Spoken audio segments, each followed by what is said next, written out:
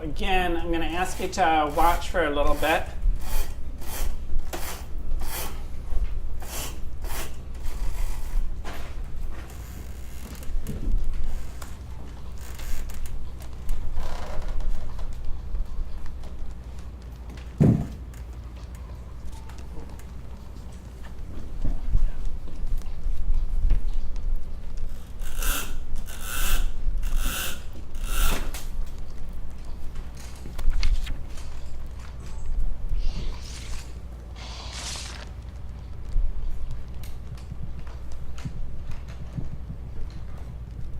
Okay, we're going to stop it right there. And Emily is now going to model how we can capture this in a drawing. Yeah, just drawing what's there. And this is going to be just sort of a quick, we don't need to get every detail, but we're going for a diagrammatic drawing here. Okay, so I'm going to start similarly to how I did last time, which is what was the overall driving kind of phrase that we were keeping in mind? General to specific. So I'm going to look for my key shapes or elements. There's this circular shape down here. We've got these linear elements crossing in front. And I am trying to pay attention to where things intersect, right? So, and angles. What are the angles of the lines that I'm drawing? I might go ahead and put in the inner circle here too. So I can look at where this line kind of intersects or divides that circle.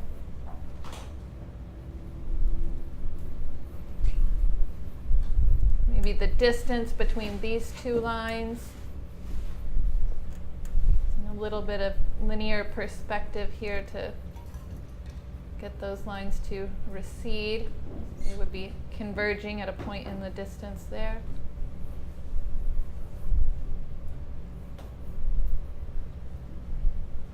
Noticing there's this beam, has a rectangular front to it.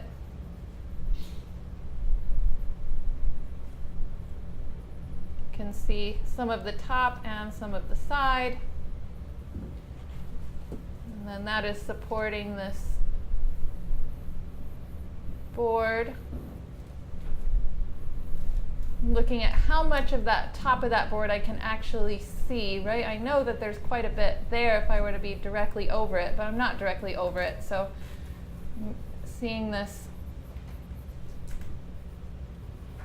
just a slice of it, really.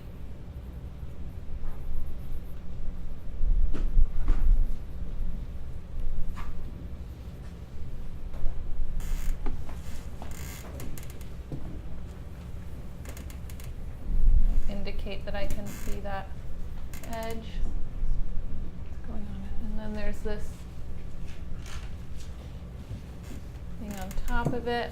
I'm noticing, just to point out, that I didn't extend this far enough, actually. I'm kind of looking at an angle, so I'm getting a little deceived here. This should have come out further. I'm just going to draw right over what I had. I can modify that later. Just move everything over a little bit. That's not a problem. Can fix that later. Got this bundle.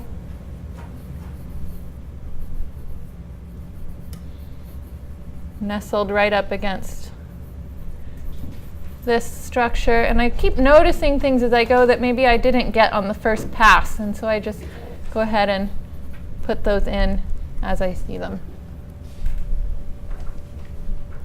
So we have a use basic some line record weights now here of what we're seeing. And in the last bit of video, right, we created a narrative in a way, a visual narrative. Now we're drawing to predict. So I'm curious about what you think might happen next. Any Any thoughts on what could happen next in this?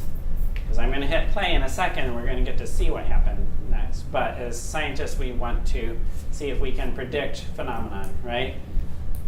It's gonna bump So into this that tire is roll, going to roll and then bump into that. bump which into will this. Elevate the board, it's going to elevate the board. and whatever's on top is gonna roll down.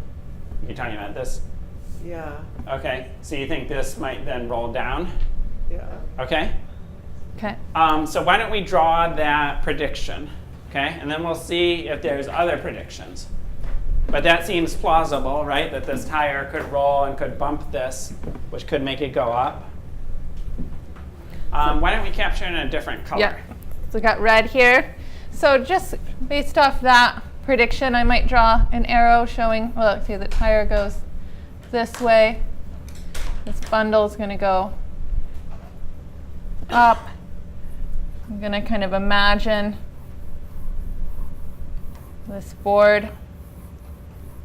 So in the drawing to predict, there's a video that is being watched. At some point the video is stopped. We're asking the students, or the teachers in this case, for predictions about what they think is going to happen next. And before actually watching the next segment, I'm taking different colors of pencils or markers and drawing the feedback or some of the predictions that the teachers are offering. So in this case, you can have overlapping drawings of different predictions indicated through different colors. Also possibly notes, text, arrows, different kinds of diagramming that can show what students or teachers think is about to happen. Does everyone think that's the prediction? Or do you think there's other possibilities of what could Go the happen? other way. Can you explain that? Oh, this goes down and goes this way. Oh wait, so can you explain that? So what happens? Rolls, it bumps that, What the tire rolls, it bumps this, and it tips the other way. and this board tips this way? Yeah. Okay, so if the tire hits this, what causes it to tip this way? Falls off this way. I can't tell if that's a roll at the top. This thing here. Yeah, I don't know. I'm just guessing Uh-huh. that would be another option.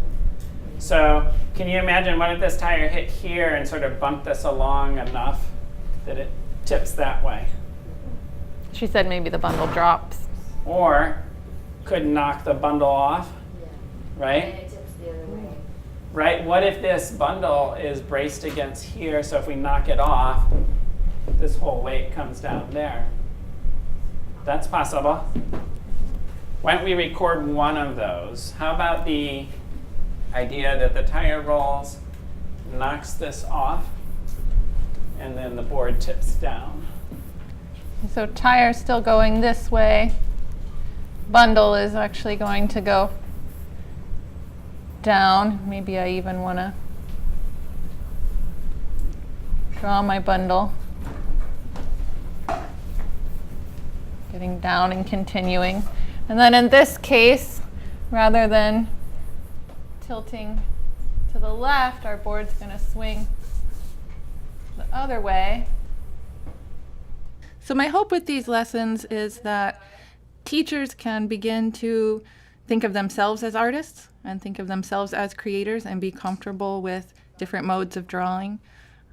Because if teachers aren't comfortable with these tools and they're not comfortable using the language and they're not comfortable responding to a work of art and analyzing it, then it's going to be really challenging for them to have their students do that. So I think the more comfortable we can get teachers in the classroom practicing the techniques, So the more there's likely they are to information we're integrate lacking them here, and right? incorporate them into we other visually lessons. can't see how firmly this is attached. We don't know sort of with how much force that tire is going to hit. There's pieces of information that are missing. So both of these predictions are justifiable as long as we think through, like, well, why do you think that's going to happen, right?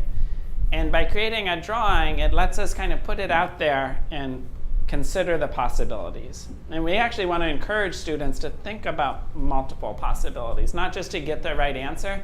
That's not a very healthy approach to science, actually. It's very healthy in science to think about, well, but what if it doesn't happen that way? Is there another thing that could be going on here? You have to always in science be questioning assumptions reevaluating how you think the world is, testing it, right? Making predictions, testing those predictions. In this case, we're lucky because I can hit the little pause button on my computer and we can see what happens.